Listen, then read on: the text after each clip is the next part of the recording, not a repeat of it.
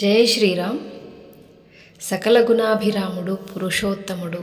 సకల సద్గుణ సంపన్నుడు అయిన శ్రీరాముల వారిని అష్టోత్తర శతనామావళితో పూజించుకుంటూ ఉంటాం. సర్వకార్య నిర్విఘ్నతకు, కార్యసిద్ధికి కూడా రామ అష్టోత్తర శతనామావళిని ఆశ్రయిస్తూ ఉంటారు. ఆపదామపహర్తారం దాతారం సర్వసంపదాం లోకాభిరామం శ్రీరామం భూయో భూయో నమామ్యహం అని ధ్యానించుకొని రామ అష్టోత్తర శతనామావళి ప్రారంభించుకోవాలి. ఓం శ్రీరామాయ నమః, ఓం రామభద్రాయ నమః, ఓం రామచంద్రాయ నమః, ఓం శాశ్వతాయ నమః,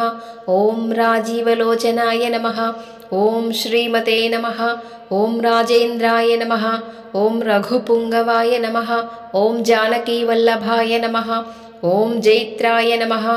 ఓం జితామిత్రాయ నమః, ఓం జనార్దనాయ నమః, ఓం విశ్వామిత్రప్రియాయ నమః, ఓం దాంతాయ నమః, ఓం శరణత్రాణతత్పరాయ నమః, ఓం వాలీప్రమథనాయ నమః, ఓం వాంగ్మినే నమః, ఓం సత్యవాచే నమః, ఓం సత్యవిక్రమాయ నమః, ఓం సత్యవ్రతాయ నమః,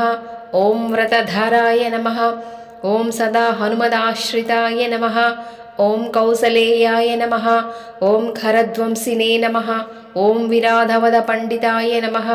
ఓం విభీషణ పరిత్రాత్రే నమః, ఓం హరకోదండ ఖండనాయ నమః, ఓం సప్తతాళ ప్రభేత్రే నమః, ఓం దశగ్రీవ శిరోహరాయ నమః,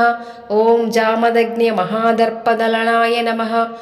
ఓం తాటకాంతకాయ నమః, ఓం వేదాంతసారాయ నమః, ఓం వేదాత్మనే నమః, ఓం భవరోగస్య భేషజాయ నమః, ఓం దూషణత్రిశిరోహంత్రే నమః, ఓం త్రిమూర్తయే నమః,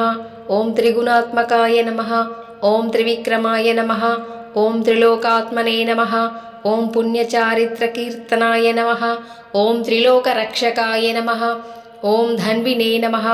ఓం దండకారణ్యవర్తనాయ నమః, ఓం అహల్యాశాపశమనాయ నమః, ఓం పితృభక్తాయ నమః, ఓం వరప్రదాయ నమః, ఓం జితేంద్రియాయ నమః, ఓం జితక్రోధాయ నమః, ఓం జితామిత్రాయ నమః, ఓం జగద్గురవే నమః, ఓం వృక్షవానరసంఘాతినే నమః, ఓం చిత్రకూటసమాశ్రయాయ నమః, ఓం జయంతత్రాణవరదాయ నమః, ఓం సుమిత్రాపుత్రసేవితాయ నమః, ఓం సర్వదేవాదిదేవాయ నమః, ఓం మృతవానరజీవనాయ నమః, ఓం మాయామారీచహంత్రే నమః, ఓం మహాదేవాయ నమః, ఓం మహాభుజాయ నమః, ఓం సర్వదేవస్తుతాయ నమః, ఓం సామ్యాయ నమః, ఓం బ్రహ్మణ్యాయ నమః, ఓం మునిసంస్థుతాయ నమః, ఓం మహాయోగినే నమః, ఓం మహోదారాయ నమః, ఓం సుగ్రీవేప్సితరాజ్యదాయ నమః, ఓం సర్వపుణ్యాధికఫలాయ నమః,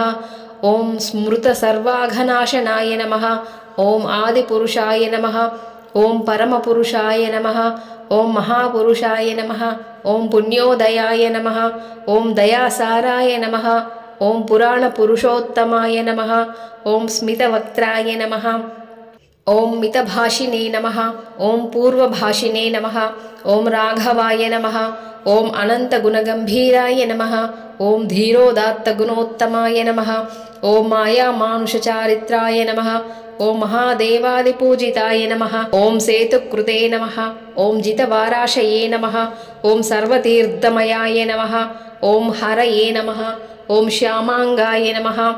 ఓం సుందరాయ నమః, ఓం శూరాయ నమః, ఓం పీతవాససే నమః, ఓం ధనుర్ధరాయ నమః, ఓం సర్వయజ్ఞాధిపాయ నమః, ఓం యజ్వనే నమః,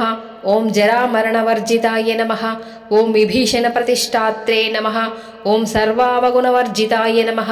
ఓం పరమాత్మనే నమః, ఓం పరబ్రహ్మణే నమః, ఓం సచ్చిదానందవిగ్రహాయ నమః, ఓం పరస్మై జ్యోతిషే నమః, ఓం పరస్మై ధామ్నే నమః, ఓం పరాకాశాయ నమః, ఓం పరాత్పరాయ నమః, ఓం పరేశాయ నమః, ఓం పారణాయ నమః, ఓం పారాయ నమః, ఓం సర్వదేవాత్మకాయ నమః, ఓం పరస్మై నమః. ఇది శ్రీరామ అష్టోత్తర శతనామావళి సంపూర్ణం. జై శ్రీరామ్.